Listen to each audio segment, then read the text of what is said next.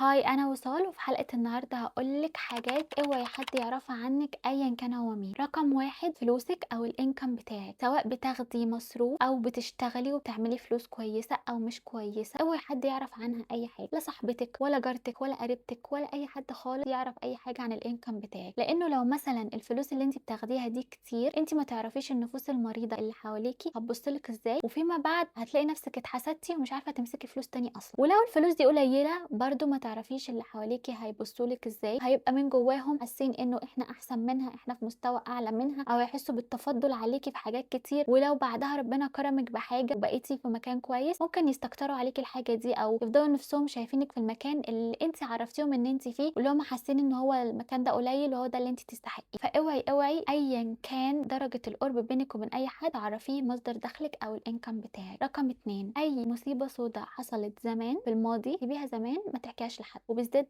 تاريخ امراضك النفسيه كنت بتعاني منها زمان، ما كانتش مخلياكي متزنه، مشكله كبيره حصلت لك كنت بتروحي لدكتور نفسي، ايا كان الحاجه اللي كنت بتعاني منها زمان اوعي تروحي تقوليها لحد. خلاص انت خفيتي وانت بقيتي كويسه وانت متزنه وعقلك موجود ومفيش اي مشاكل من ناحيتك، فارجوكي اوعي حد يعرف اي حاجه عنك، بالذات لو مرتبطه بازمه نفسيه كنت بتمري بيها، لان انت ما تعرفيش النفوس المريضه ممكن تيجي في اقل خلاف يحصل بينك، او وقت ما تحس ان هي ما بقتش عايزاكي تاني في حياتها هتروح معايراكي بحاجه انت حكيتيها لها وانت واثقه فيها، او وقت كنت مطمنه فيه ما كنتيش متوقعه ان هي ممكن تعمل كده او تقولك. فارجوكي اللي حصل زمان سيبيه زمان. رقم ثلاثة، ودي اهم حاجه، لو انت عندك لبس كتير وفي حد مثلا من صحابك قرايبك جيرانك ميك اب براند برفيومز اوريجينال دخل عندك وشاف الحاجات دي وطلب منك ان هو ياخد حاجه من الحاجات دي يستخدمها ويرجعها لك تاني، ما عندكيش غير تو اوبشن، يا اما ترفضي ومالكيش دعوه باي كونسيكونسز بعد كده، تزعل ما تزعل ترفضي وخلاص، يا اما لو اضطريتي تديها لها اوعي تاخديها منها تاني، ولو خدتيها تاني قطعيها وارميها وتخلصي منها في اي صندوق زباله. ليه؟ لان زي ما قلت لك ما تعرفيش النفوس المريضه ممكن تعمل ايه. في كميه بنات حياتهم بتتبهدل وبتتدمر وما بيكونوش عارفين ايه اللي حصل في حياتهم، اكتشف ان هي كانت مديه واحده قريبتها لبس او واحده جارتها حاجه من عندها وعملت لها بقى اسحار واعمال وحاجات زي كده. بعيدا عن الاسحار والنظافه الشخصيه، الموضوع موضوع طاقه، انت اصلا بتاخدي طاقه البني ادمه دي معاكي، طالما هي لبست لبسك انت بتاخدي الطاقه بتاعتها بعد كده، فدي حاجه مش حلوه، حاجتك انت بس اللي تستخدميها وانت بس اللي تلبسيها. انا فاكره انه انا في مره وانا في ثانوي مش بفهم حاجه، بدلت انا وواحده صاحبتي لبس، انا اديتها بلوزتي وهي خدت البلوزه بتاعتي. انا فاكره كويس قوي ان انا بعد ما لبست البلوزه بتاعت البنت دي انا كنت بتعب تعب ملوش مبرر، وكنت بنام في السرير بال 15 يوم، مع العلم ان انا كنت في فتره ثانوي دي كنت انرجيتك جدا، ما كنتش بقعد ما كنتش بهدى، كنت بفضل نايمه في السرير، لا باكل ولا بشرب ولا بتحرك، وكان بيجي لي امراض غريبه ما كنتش بفهم هي جايه منين، مش لايقه عليا ولا على سني اصلا، لحد ما انا خلصت من البلوزه دي خالص. وبرده مره كمان وانا صغيره ما كانش عندي وعي ان في حاجه اسمها استخدام شخصي، او انه حد ما ينفعش يستخدم حاجتي. ففي بنت دخلت عندي وانا بلبس لينسز من وانا صغيره، ففي بنت صاحبتي دخلت عندي وقالت لي الله نفسي اجرب البس لينسز قوي، ممكن اجربها؟ انا بقى ايه، احنا كنا بنات وكيوت ومش عارفه ايه وكده، فقلت لها اه اكيد طبعا جربيها براحتك، كنتش فاهمه ان ما ينفعش. فالبنت دي جربتها وانا بعدها بيوم لبست اللينسز بتاعتي عادي وفاكره ان ده طبيعي. انا دلوقتي بقالي 6 سنين بستخدم قطر التعقيم وقطر الترطيب، وما اقدرش ابص في ضوء النهار من غير نضاره شمس، لو عملت كده عينيا بتحرقني وبتدمع، وان جنرال عينيا بتحرقني وبتدمع من اقل حاجه. كل ده ليه؟ كل ده عشان حاجه شخصيه بتاعتي انا اديتها لحد تاني. ارجوكي ارجوكي ما تديش حاجتك لحد، ولو اديتيها لحد ما تاخديهاش، ولو خدتيها اتخلصي منها او ارميها في اي صندوق زباله، المهم انها ما تكونش عندك، ما تستخدميهاش ولا تخش اوضتك تاني. رابع حاجه، لو انت في حياتك واحد سواء بقى جوزك خطيبك ايا كان صفته ايه في حياتك، وبسيزد بيك وشايفك اخر قطعه، بيتمنى لك الرضا ترضي، وعايز يعمل اي حاجه في الدنيا عشانك، وبيموت في التراب اللي انت بتمشي عليه، وبيجيب لك هدايا وبيقول لك كلام حلو، وهو احسن راجل في الدنيا، اوعي تقولي لاي حد عن اي حاجه بيعملها معاكي من دي، ولا 1%، ولا تنزلي على السوشيال ميديا، ولا تنزلي بقى ستوري، ولا تحكي قصه حياتكم في بوست، ولا تحكي لواحده صاحبتك، ولا تحكي لزمايلك، ولا اي حاجه خالص، لان انت اول ما هتعملي كده الشخص اللي بيحبك ده ثاني يوم الصبح هيبقى مش طايقك وهيختفي في ظروف غامضه ومش هيكلمك تاني، ومش بعيد يتوفى اصلا. اي حاجه حلوه في حياتك بالذات موضوع الارتباط ده حاولي ما تشاركيهاش مع اي حد، لان دي منطقه محظوره، وبالذات لو انت مخطوبه او متجوزه، يعني كمان لو انت متجوزه حاولي على قد ما تقدري مفيش جنس مخلوق غير اهلك القريبين قوي من الدرجه الاولى هم دول بس اللي يخشوا بيتك، لان دي منطقه خاصه، منطقه محظوره، ما ينفعش حد يدخل يشوف جوزك معيشك في ايه، خطيبك مثلا بيجيب لك هدايا عامله ازاي، او مستواه المادي قد ايه، او معاملته ليكي، او الحياه الفظيعه التحفه اللي انت عايشاها من وجهه نظرها. صدقيني كل ده هيتقلب عليك انت مش عليه هو،